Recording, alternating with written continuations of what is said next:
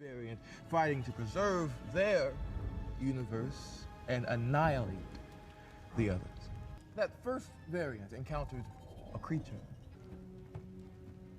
you both know. Goliath. I weaponized Goliath. And I ended the multiversal war. And ages and ages of cosmic harmony. Kang the Conqueror remains one of the most avidly anticipated inclusions in the MCU, with a versatile array of portrayals and variants set to plague the multiverse in the coming years. Throughout the next saga of the MCU, dozens of Kang variants will presumably be let loose onto the unwitting battleground that is the multiverse, with each of them harboring their own personal attributes, histories, personalities, and armadas of conquering gear. So with so many different variants running rampant against the various timelines across the multiverse, which version of Kang is the most dangerous of them all? Which Kang poses the single greatest threat to the heroes of the MCU? How will this version of Kang outmatch each of his other variants? And perhaps most importantly, how can he be beaten? Well, stick with us today, watchers of the Marvel Multiverse, and let's dive into this idea and attempt to answer who of all of the variants of Kang is the most powerful and deadly, and have we seen him before? We predict that the most dangerous version of Kang that we will see in the MCU is actually one we've already met, and we of course are referring to He Who Remains from the closing moments of Loki's first season. This variant takes influence from a comic individual known as Immortus, who himself is a version of Nathaniel Richards. In the comics, Immortus has an incredibly illustrious career as an intertemporal tyrant, reigning throughout the Dark Ages, the era of ancient Egypt, and battling against several iterations of Earth's mightiest heroes, with some of the most complex weapons that the multiverse has seen. But interestingly enough, this version doesn't seem to showcase much of the same veracity and bloodlust that Immortus' early years demonstrate. In his few brief moments on screen, we didn't see He Who Remains display any sort of menacing physicality, nor did we see any ludicrously advanced gadgetry, or even a hint of his supposed malicious and bloodthirsty personality. He was able to slip through time by a few brief seconds in order to avoid Sylvie's murderous desire, but aside from this, he doesn't show any threatening offensive capabilities. He didn't seem to relish in the conquest, or take pride in his massacres, and he showed very little interest in actually doing so. So then, what exactly makes him the most dangerous variant of Kang to date? Why is he, of all of the Kangs, going to be the most dangerous and pressing threat to the multiverse?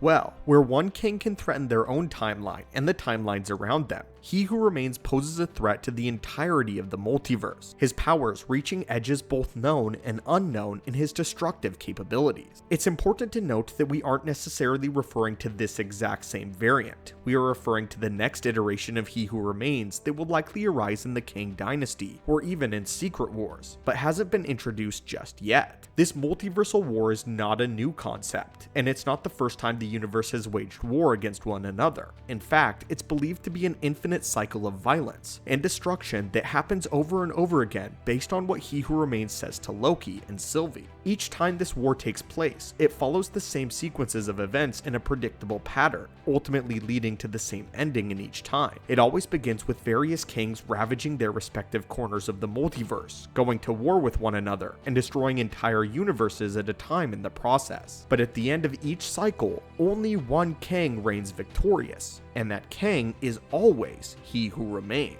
Following the war, He Who Remains then lives on to retire in his citadel, founding the TVA and ensuring the sacred timeline remains completely intact, lest another Kang be born and commit genocide yet again. This version then gets to live out the life that He Who Remains only alludes to, wallowing away in the citadel alone, until he is greeted by the next iteration of Sylvie and Loki. Here, in his citadel, he is finally killed at the end of this conflict after his retirement and self-imposed exile, splitting the multiverse yet again and making way for the next cycle of events after the fall of the TVA. While this seems like an infinite time loop, the fact that it goes the same way each time seems to have incredibly disturbing implications for the end of the multiversal saga and the fate of our favorite MCU mainstays, as we quite literally already know how this war will end, or at least how it has ended infinite times before this. This means that at some point, our heroes will come to learn of He Who Remains and his interest in weaponizing Goliath the Usurper, the tool he used to destroy the rest of the multiverse previously,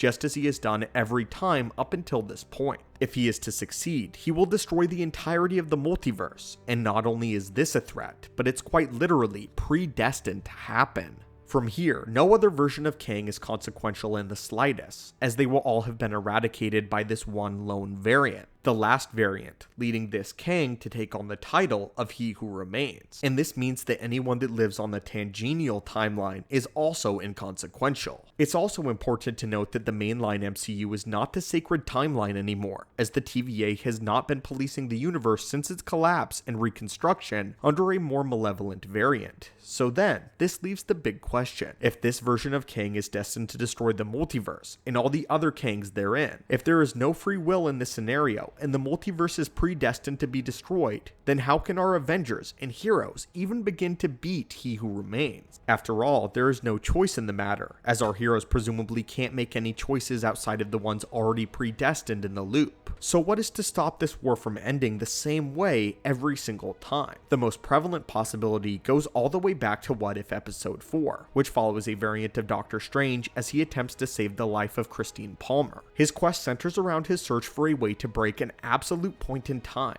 breaking the very same time loop that he's been trapped in and day out. After learning that her death is also predetermined, he seeks to undo the fabric of time itself in order to change his destiny, ultimately failing to do so and losing the entirety of his universe in the process. While he was ultimately unable to do so, it does plant the seeds for our Doctor Strange to do the same thing, potentially even consulting his multiversal variants on the best way to achieve this mythic and ungodly feat of breaking an absolute point. If multiple variants of Doctor Strange are able to come together, then they might decide to break an absolute point in time together. It's important to note though that altering time resulted in the destruction of an entire universe previously, and this was one Strange trying to save one life at one minor point in time. In the grand calculus of the multiverse, this small moment is infinitely less important than the salvation of the entire multiverse. This then leaves us to wonder, if multiple Stranges attempt to reverse an absolute point and lose, then what could be the possible ramifications of this? What toll could this drastic spell take on the entirety of the multiverse, putting at risk the universe of Tobey Maguire and Andrew Garfield's Spider-Man, as well as the Fox X-Men franchise, the previous Fantastic Four, and iterations of countless other characters? If Marvel seeks to outperform the decimation of half of all life in the universe, then putting the fabric of the multiverse on the line is a reasonable way to feasibly do so. If they are unable to break this absolute point in time of He Who Remains being victorious over the multiverse and all of the Kangs, then Kang Dynasty and Secret Wars is about to be something once in a lifetime.